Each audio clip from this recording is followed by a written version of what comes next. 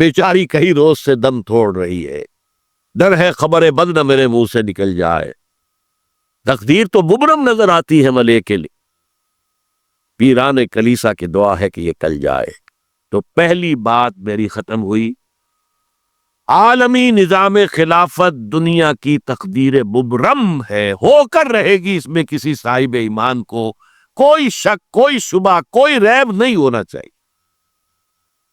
البتہ اس کا اب دوسرا پہلو کیا ہے، اس کا آغاز کہاں سے ہوگا؟ پہلی بات تو یہ، ہمارے بعض لوگوں کے ذہنوں میں، سادہ دل لوگ، وہ سمجھتے ہیں کہ پوری دنیا میں ایک ہی دفعہ آ جانی چاہیے، یہ کوئی علاقائی خلافت تو نہیں ہو سکتی، خلافت تو عالمی ہوتی ہے۔ ان سے میں کہتا ہوں، عالمی خلافت کب تھی جناب؟ یہ تو نہ خلافت راشدہ میں عالمی تھی، کیا ہندوستان شامل تھا اس میں؟ کیا چین شامل تھا؟ کیا یورپ شامل تھا؟ اور پھر جو خلافت کے نام سے جو ملوکیت چلی ہے، وہ بھی صرف دور بنو امیہ میں کہہ سکتے ہیں کہ وہ پورا عالم اسلام کم سے کم اس کے تحت تھا۔ بعد میں خلافت عباس، بنو عباس میں، اور فاطمیین کی خلافت میں، اور آل عثمان جو ہے آٹومان ٹرکس کی خلافت میں ٹکڑے تھے، اس سے بکھرے تھے، کوئی مانتا تھا، کوئی نہیں مانتا۔ اور سب سے بڑی بات یہ، اگر ایک دم پوری دنیا پر خلافت قائم ہو سکتی تو حضور کے دست مبارک سے ہوتی، لیکن نہیں ہوئی۔ نتیجہ کیا نکلا؟ ایک ملک میں حضور نے تعین کر دی ہے، جزیرہ نما عرب، یہاں خلافت قائم ہو گئی، حضور خلیفہ ہے۔ اس کے بعد آپ کے خلفائے راشدین نے پھر اس کو وسعت دی، شرقاً غرباً شمالاً، 3 کالمز نکلے ہیں فوجوں کے، صحابہ کرام کے، 3 کالمز، ایک ایسٹ ورڈ، ایک ویسٹ ورڈ، ایک نارتھ ورڈ۔ ایک عراق کو فتح کرتے ہوئے ایران میں پہنچ گیا، خراسان تک چلا گیا۔ ایک شام کو فتح کرتے ہوئے اور پھر سینائی پیننسولا سے ہو کر افریقہ میں داخل ہوا اور اٹلانٹک تک پہنچ گیا۔ تیسرا سیدھا شمال میں گیا، لیکن یہ زیادہ دور نہیں جا سکتا تھا، کوکیشین ماؤنٹینز آ گئے، کوہ قاف۔ اس زمانے میں تو یہ یوں سمجھیے کہ امپیسیبل تھا نا، کوہ قاف، لہذا وہاں رک گیا۔ اب بھی یہ ہوگا، کسی ایک جگہ سے شروع ہوگا پھر پھیلے گا، اس کے سوا کوئی چارہ کار ہے ہی۔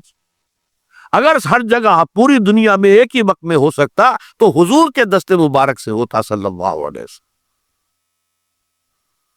اب وہ نقطہ کون سا ہوگا، نقطہ آغاز کون سا ہوگا؟ اس میں پہلی بات تو میں نے کہا، جو شک کرے گا اس کا پھر ایمان مشکوک ہے۔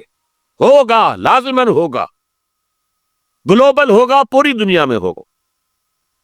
کہاں سے شروع ہوگا اس میں آپ اختلاف کر سکتے ہیں، لیکن مجھے تو 2 حدیثیں تو ملی ہے جن سے یہ اندازہ ہوتا ہے کہ یہ اس مشرقی خطے سے ہوگا، عرب کے مشرق کی جانب کسی ملک سے ہوگا، کسی خطے سے ہوگا۔ وہ حدیثیں بھی اب آپ پڑھ لیجیے پہلے۔ پھر میں کہہ رہا ہوں، یہ خزانہ ہے جو ہم نے آپ کی خدمت میں پیش کیا ہے، کاش کہ آپ اس کی قدر کر سکیں، یہ حدیثیں آپ کو ازبر ہو جائے، یاد ہو جائے، لوح قلب پر نقش ہو جائے۔ ہندوستان اور خراسان یعنی موجودہ افغانستان کا ذکر۔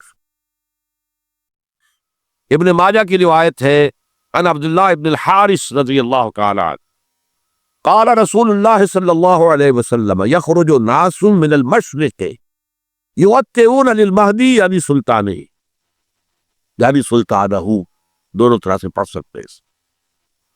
حضرت عبداللہ ابن حارث فرماتے ہیں رضی اللہ تعالی عنہ کہ حضور نے ارشاد فرمایا، مشرق کی طرف سے وہ فوجیں نکلیں گی، لوگ آئیں گے جو عرب میں مہدی کی حکومت قائم کرے گے۔ یہ مہدی کون ہوں گے اس کا ذکر میں ذرا بعد میں کروں گا، لیکن نوٹ کر لیجیے کہ مہدی سے پہلے لازماً کسی مشرقی علاقے کے اندر وہ نظام قائم ہو چکے گا، تب وہاں سے فوجیں آئیں گی نا۔ یہ مشرق کون سا ہے؟ عرب کے مشرق میں آپ چلیے، ایران بھی آ جائے گا، افغانستان بھی ہے، پاکستان بھی ہے، اور اگر اسے اور توسیع دے تو ہندوستان بھی ہے۔ یہ ہے عرب کا مشرق، اس سے فوجیں جائیں گی۔ اس کا کیا مطلب ہے کہ اس میں سے کسی جگہ پر نظام خلافت پہلے قائم ہو جائے گا، تاکہ وہاں سے فوجیں جائیں گی جو جزیرہ نماء عرب میں حضرت مہدی کی حکومت کو قائم کرے گی۔ اب دوسری حدیث سنیے، یہ سنن ابن ماجہ کی حدیث تھی جو میں نے آپ کو سنائی، آپ نے پڑھی۔ دوسری عن ابی ہریرہ رضی اللہ تعالی عنہ، یہ ترمذی شریف کی روایت ہے، قال قال رسول اللہ صلی اللہ علیہ وسلم یخرج من خراسان رایات سود لا يردها شیء حتی تنصب بإیلیا، خراسان کے علاقے سے سیاہ جھنڈے لے کر فوجیں آئیں گی، ان کا رخ کوئی موڑ نہیں سکے گا، ان کو پیچھے پھیر نہیں سکیں گے کوئی بھی، یہاں تک کہ وہ یروشلم میں جا کر جھنڈے نصب کر دیں گے۔ ایلیا حضور کے زمانے میں یروشلم کو کہتے تھے۔ یہ یروشلم تھا جب حضرت سلیمان کی حکومت تھی، اور یہاں پر معبد سلیمانی، ہیکل سلیمانی قائم ہوا، پھر یہ یروشلم ہی رہا ہے تاریخ میں، یہاں تک کہ سن 70 عیسوی میں جب ٹائٹس رومی جنرل نے اس کو گرایا، ختم کیا، سیکنڈ ٹیمپل گرا دیا، اور یہاں سے یہودیوں کو کہا نکل جاؤ، یہاں سے کوئی یہودی باقی نہیں رہا، تب بالکل تہو بالا برباد کر دیا۔ اس کے کوئی 150 سال بعد ہیڈریان، رومن ایمپرر ہیڈریان، اس نے پھر دوبارہ آباد کیا اس شہر۔ 150 سال تک یہ بالکل بنجر اور بالکل غیر آباد پڑا تھا۔ اب ہیڈریان نے جب آباد کیا تو اس کا نام ایلیا رکھا، اب یروشلم نام نہیں تھا، تو حضور کے زمانے میں پھر اس کا نام ایلیا تھا۔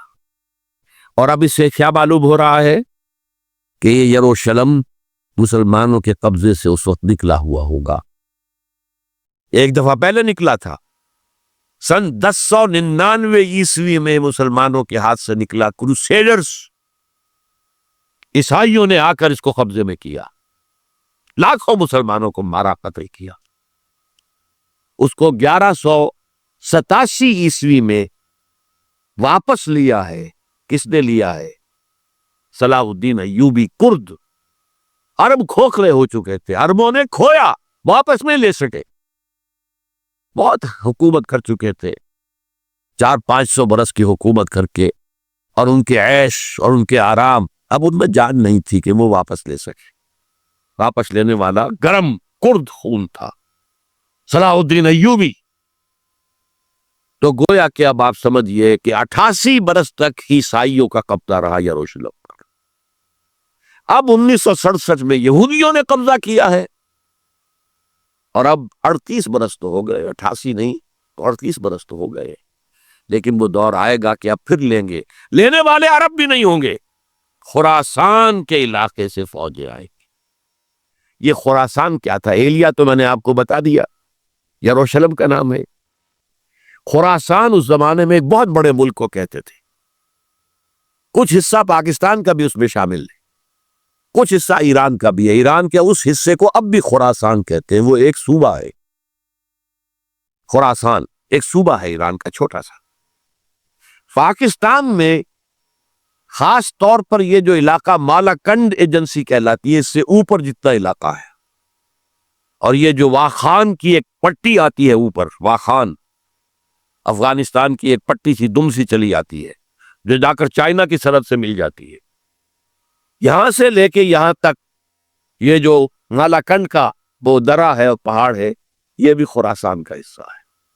باقی تقریباً 2/3 آف افغانستان ساؤدرن حصہ نہیں ہے خراسان کا حصہ، یہ سیستان کہلاتا تھا، یہ خراسان نہیں ہے، لیکن یہ کہ اوپر کا 2/3 آف افغانستان، اور اس کے ساتھ یہ جو عرب، جو اب یہ ترک ممالک آزاد ہوئے ہیں سوویت یونین کی ڈسولوشن کے ساتھ، یہ سارا علاقہ کہلاتا ہے خراسان بزرگ، دی گریٹ خراسان۔